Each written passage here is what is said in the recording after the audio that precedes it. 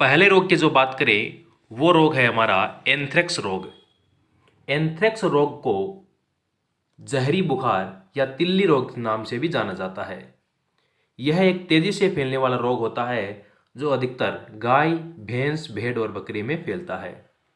इसमें संक्रमण जो होने का तरीका है उसको समझते हैं कि पशु संक्रमित कैसे होगा या इस रोग के संपर्क में कैसे आएगा। पशु संक्रमित चारे, पानी व मिट्टी के संपर्क में आता है तो ये रोग फैलने के चांस ज़्यादा रहते हैं।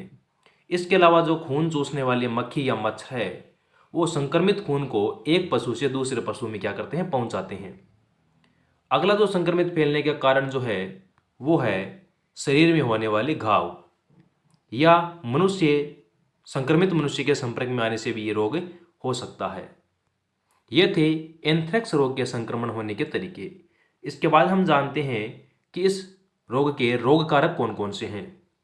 तो यह रोग एक जीवाणु के द्वारा फैलता है और इस जीवाणु का नाम है बेसिलस एंथ्रेसिस। बेसिलस एंथ्रेसिस नामक जीवाणु द्वारा यह रोग फैलता है। यह जीवाणु बीमार पशुओं के रक्त, बाल, खाल, ऊन या पशु के निकलने वाले जो भी स्राव होते हैं जैसे गोबर, मूत्र, इनमें पाया जाता है। यह एक प्रकार की जेनेटिक बीमारी भी होती है और ये जो रोग होता है पशु से मनुष्य या मनुष्य से पशु के अंदर हो सकता है।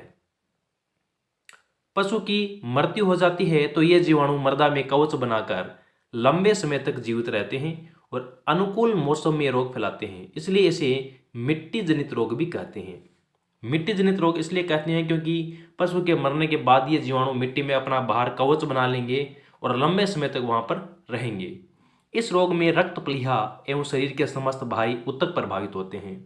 हम जान लेते हैं कि इस रोग के लक्षण, जब ये रोग हो जाता है तो हमें पता कैसे चलेगा कि पशुओं को एंथ्रेक्स रोग हो गया है। तो इस रोग की पहचान हम निम्न लक्षणों के माध्यम से करेंगे।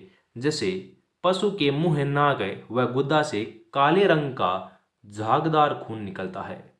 पशु के मुंह से, नाक से और जो गुदा होता है उससे काला बदबूदार झागदार खून निकलता है। ये इस रोग की मुख्य पहचान होती है। इसके अलावा पशुओं को भयंकर बुखार आ जाता है जिसके कारण इसका तापमान 105 से 107 डिग्री सेल्सियस तक हो जाता है। यदि भेड़ों में ये रोग हो जाता है तो बीमार भेड़ों के जो पैर होते हैं वो फूल जाते हैं और पशु को सांस लेने में तकलीफ होती है और जमीन पर जो पड़ी हुई है दांत किटकिटाती है। पशु के अंदर पेट में जब दर्द होता है तो पशु क्या करती है, अपने दांत किटकिटाती है। इसके अलावा हम इसके अगले लक्षणों की बात करें तो कभी कभी क्या करता है, जो इन पशुओं की जो जीभ होती है, गला या अगले पैर होती है, उसके अंदर सूजन आ जाती है।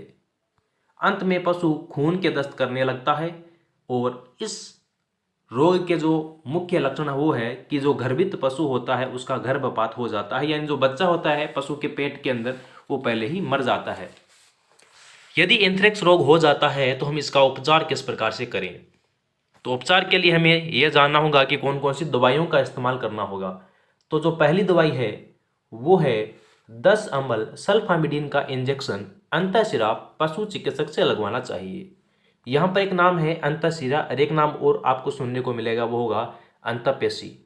अंतःशिरा और अंतःपेशी क्या होता है? अंतःशिरा वो होता है जो नाड़ में चढ़ाया जाता है और अंतःपेशी वो होता है जो मांसपेशियों में कहीं पर भी लगाया जा सकता है।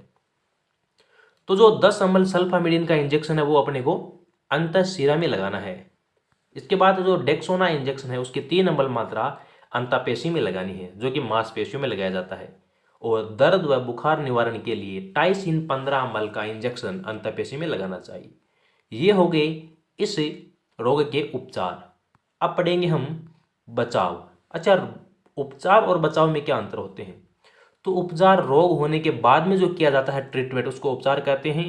रोग न हो इससे पहले जो काम किए जाते हैं उसको बोलते हैं बचाव। तो कौन कौन से बचाव इस रोग के माध्यम से किया जा सकते हैं तो वो भी जान लेते हैं। तो रोग से बचाव के लिए हमें प्रति वर्ष जून महीने में एंथ्रेक्स स्पोर वैक्सीन 1 अम्ल अंतःत्वचा लगाना चाहिए। अंतःत्वचा मतलब अंतःपेशी ही होता है। इसके अलावा मृत पशु को बिना खाल उतारे जमीन में 5 फीट गहराई में गाड़ देना चाहिए। बिना खाल उतारे का मतलब यदि इसकी खाल वगैरह उतारते तो ये मैंने पहले ही बताया कि ये एंथ्रेक्स रोग है जो कि मनुष्य से पशु और पशु से मनुष्य में फैल सकता है। तो मनुष्य में रोग न फैले इसलिए इसके पोस्टमार्टम नहीं किया जाता है, न ही इसका खाल उतारी जाती है। इसके अलावा रोगी पशु के आसपास की मिट्टी को हटा देना चाहिए। मृत पशु के आवास स्थल को फिनाइल से साफ करना चाहिए और रोगी पशु को स्वस्थ पशु से हमें हमेशा अलग रखना चाहिए।